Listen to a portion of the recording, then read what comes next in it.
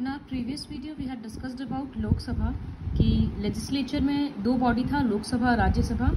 लोकसभा कैसे इलेक्ट होता है, मेंबर्स उसके और कितने साल तक रहते हैं, क्या क्या पावर्स है, वो सब पढ़े थे।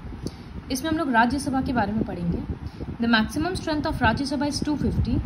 Out of these 12 members are nominated by the president of India and the remaining 238 are elected from the states and union territories by the elected members of the state legislative assemblies. State का भी legislation होता है, वहाँ पर already बहुत सारे MLAs हैं, तो वहाँ से कुछ कुछ एमएलएज को सिलेक्ट करके राज्यसभा का मेंबर बनाया जाता है, जो हम अपने प्रीवियस वीडियो में भी बोले हैं। हर स्टेट अपने अपने पॉपुलेशन के हिसाब से अपने अपने साइड के रिप्रेजेंटेटिव्स भेजते हैं। टोटल 238 होता है और 12 मेंबर्स प्रेसिडेंट इलेक्ट करता है। वो 12 मेंबर्स कौन होते हैं? जैसे स्पोर्ट्स के फील्ड से लिया गया सचिन तेंदुलकर, फिर एक्टिंग के फील्ड से हेमा मालिनी, तो इस तरह से हेल्थ के फील्ड से कोई अच्छा बहुत डॉक्टर है अगर तो बहुत सारे प्रोमिनेंट फेसेस को चूज किया जाता है, प्रेसिडेंट चूज करते हैं, जो अपने अपने फील्ड में बहुत एक्सपर्ट है। कुछ भी हो सकता है, लिटरेचर हो सकता है, कोई बहुत अच्छा अगर राइटर होगा तो वो चूज होगा, कोई साइंटिस्ट होगा तो वो चूज हो सकता है, कोई डॉक्टर चूज हो सकता है, इस तरह से। क्वालिफिकेशंस: राज्यसभा का मेंबर बनने के लिए a person must be a citizen of India और 30 इयर्स का एज होना चाहिए, उससे अबव हो सकता है। वोटर्स लिस्ट में उसका नाम होना चाहिए। Election and tenure: unlike Lok Sabha, Rajya Sabha is the permanent house, इसको प्रेसिडेंट कभी भी डिसॉल्व नहीं कर सकता। After every 2 years, 1/3 of its members retire and elections are held to fill these seats. हर एक मेंबर राज्यसभा का 6 साल तक रूल करता है। जैसे लोकसभा में क्या होता है, 5 साल तक रूल किया, उसके बाद एक बार में वोट होता है, फिर वापस से पूरा नया लोकसभा चूज किया जाता है। राज्यसभा में ऐसा नहीं होता। 1/3 मेंबर्स बार बार रिटायर, हर 2 साल में रिटायर होते रहते हैं और हर एक मेंबर 6 साल के लिए रूल करता है। Presiding officer: the vice president of India is the ex officio chairman of the Rajya Sabha. Like the Lok Sabha speaker, वो भी मीटिंग्स में हेड होता है और सारा डिसिप्लिन वगैरह मेंटेन करता है। Since vice president is not a member of the house, vote वोट नहीं कर सकते किसी भी इशू में। Whereas Lok Sabha speaker can. Lok Sabha का स्पीकर कैसे चूज हो रहा था? पहले लोकसभा चूज हो गया, फिर वो लोग आपस में मिलकर अपना स्पीकर चूज किए थे। तो Lok Sabha is a member, speaker of Lok Sabha is the member of Lok Sabha, तो उसका वोटिंग राइट्स था। लेकिन राज्यसभा में क्या है, मेंबर्स अलग हैं और उनका स्पीकर बन जा रहा है वाइस प्रेसिडेंट। तो वाइस प्रेसिडेंट एक्चुअली में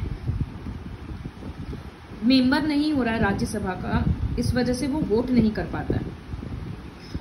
The Rajya Sabha select its deputy chairman also from among its member who performs the duties of the chairman in her or his absence.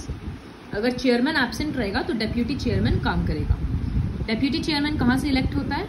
वो मेंबर्स के बीच से ही होता है। तो वो था लोकसभा और राज्यसभा के बारे में।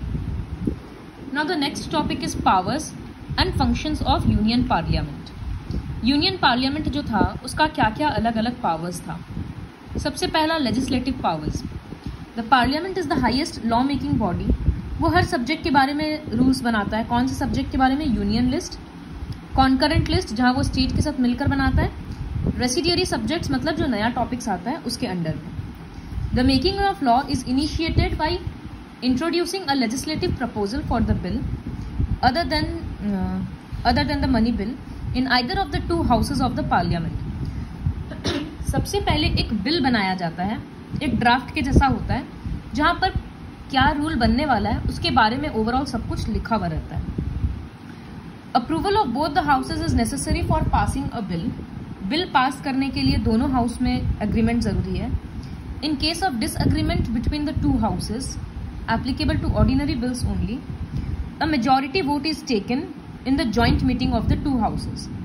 सपोज कोई एक हाउस में भी राज्यसभा में भी लोकसभा एक बिल को पास नहीं कर रहा, तो उस केस में एक जॉइंट मीटिंग होगा। There is no provision to hold a joint meeting in case of money bills और अमेंडमेंट बिल्स। ये लाइन बाद में डिस्कस करते हैं। फिर उस जॉइंट मीटिंग में डिसाइड किया जाएगा कि बिल पास करना है कि नहीं करना है। उस जॉइंट मीटिंग में अगर अग्री हो गया सब लोग मान जाएगा या मेजॉरिटी मान जाएगा, तब वो प्रेसिडेंट के पास भेजा जाएगा उसका मंजूरी के लिए। प्रेसिडेंट जब उसमें कंसेंट दे देगा, जब वो साइन कर देगा, तब वो बिल एक लॉ बन जाएगा। तो सबसे पहले एक बिल बनता है, उसके बाद वो दोनों हाउसेज में इंट्रोड्यूस किया जाता है, मतलब डिस्कस किया जाता है। फिर अगर वो किसी भी हाउस में रिजेक्ट कर दिया जाता है तो एक जॉइंट मीटिंग होता है जहां मेजॉरिटी का डिसीजन लिया जाता है। मेजॉरिटी का डिसीजन अगर यस होता है तब वो बिल प्रेसिडेंट के पास जाता है फॉर हीज और हर कंसेंट। प्रेसिडेंट का कंसेंट मिलने के बाद वो बिल एक लॉ बन जाता है। यहाँ पर एक एक्सेप्शन था, मनी बिल। तो मनी बिल में राज्यसभा का कोई राइट नहीं होता है। मनी बिल सिर्फ लोकसभा में इंट्रोड्यूस किया जा सकता है। जैसे हम लोग यहाँ पढ़े थे कि बिल कोई सा भी, मे भी राज्यसभा में भी लोकसभा में लोकसभा वाले बना सकते हैं, लेकिन मनी बिल सिर्फ लोकसभा वाले ही इंट्रोड्यूस कर सकते हैं। तो वो एक पावर था। Control over the executive. In the parliamentary form of democracy, council of ministers is collectively responsible to the Lok Sabha. In case a vote of no confidence is passed against any one minister, the whole council of ministers has to resign collectively. Vote of no confidence means अगर किसी एक minister के against, उसके rule या उसके governing power के against में कोई वोट कर देता है, मेजॉरिटी से वोट हो जाता है, तो पूरा काउंसिल ऑफ मिनिस्टर्स को रिजाइन करना पड़ता है। क्योंकि काउंसिल ऑफ मिनिस्टर्स सब सेम पॉलिटिकल पार्टी के होते हैं। जैसे अगर बीजेपी जीत गया तो काउंसिल ऑफ मिनिस्टर्स में सारे बीजेपी के ही लीडर्स होंगे। तो इस वजह से सबको एक दूसरे का ये करना पड़ता है कि अगर कोई भी गलती करे और उसके अगेंस्ट नो कॉन्फिडेंस पास हो जाएगा तो पूरा कैबिनेट को हटना पड़ेगा। इसी को बोलते हैं collective responsibility. Parliament also controls the executive by asking questions. The period when questions are asked is called question hour. Meetings का जनरली ये पहला आवर होता है जहां पर 1 घंटा या कितना time, I can't remember the time right now, but वो उतना पीरियड होता है जहां पर एग्जीक्यूटिव से क्वेश्चंस किया जाता है related to passing the bill only, तो उसको बोलते हैं question hour. Since Rajya Sabha can not pass a vote of no confidence, Lok Sabha has more effective control over the union executive. तो एक एक्सरसाइज में काफी इंपॉर्टेंट क्वेश्चन है जिसके बारे में थोड़ी देर में बताते हैं कि why is Lok Sabha more powerful than Rajya Sabha? Next है financial powers. The annual budget of the central government is passed by the parliament every year. Central government कितना खर्चा करेगा अलग अलग चीजों पे वो parliament decide करता है.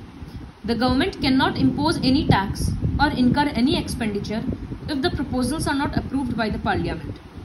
Government अपने मन मर्जी से टैक्स नहीं बढ़ा सकता, उसको टैक्स बढ़ाने के लिए पार्लियामेंट का agreement लेना पड़ेगा.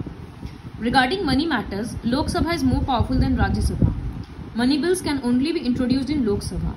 If Rajya Sabha makes any recommendation regarding a money bill, Lok Sabha may or may not accept it.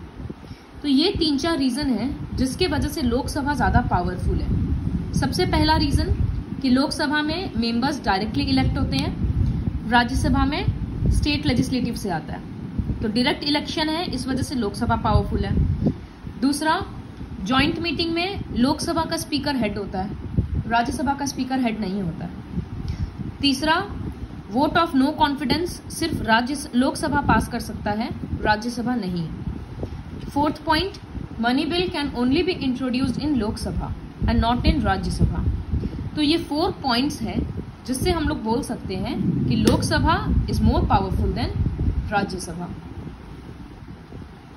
Now coming to the fourth power to amend the constitution. Regarding the amendment, मतलब अगर constitution को change करना है कोई rule को, तो दोनों houses का इक्वल पावर होता है। दोनों हाउस में किसी में से एक में भी अमेंडमेंट बिल पास किया मतलब इंट्रोड्यूस किया जा सकता है, but it must be passed by each houses separately. The constitution of India provides 3 methods of amending the constitution about which we have already read in chapter 16। वो special majority और ratification और उस तरह का जो 3 मेथड था, वो 3 method से अमेंडमेंट किया जा सकता है। Judicial powers. Parliament is empowered to remove the president, the जजेस of the supreme court and high courts. ऐसे तो जुडिशियरी पूरा इंडिपेंडेंट है, लेकिन अगर कोई जज करप्ट निकला, किसी के अगेंस्ट कोई चार्जेस प्रूव हो गया, तो पार्लियामेंट उसको हटा सकता है। उस पावर को, इस प्रोसेस को इम्पीचमेंट बोलते हैं। For this a resolution has to be passed by both the houses of parliament by special majority. Special majority क्या है? Absolute majority of the total membership and 2/3 majority of members present and voting in each house during the same session। जब सारे लोगों का मतलब majority होना चाहिए decision में, और जो लोग मीटिंग में प्रेजेंट हैं उनमें से 2/3 का यस होना चाहिए, तभी जाकर इम्पीचमेंट के थ्रू प्रेसिडेंट या सुप्रीम कोर्ट के जज को या हाई कोर्ट के जज को हटाया जा सकता है।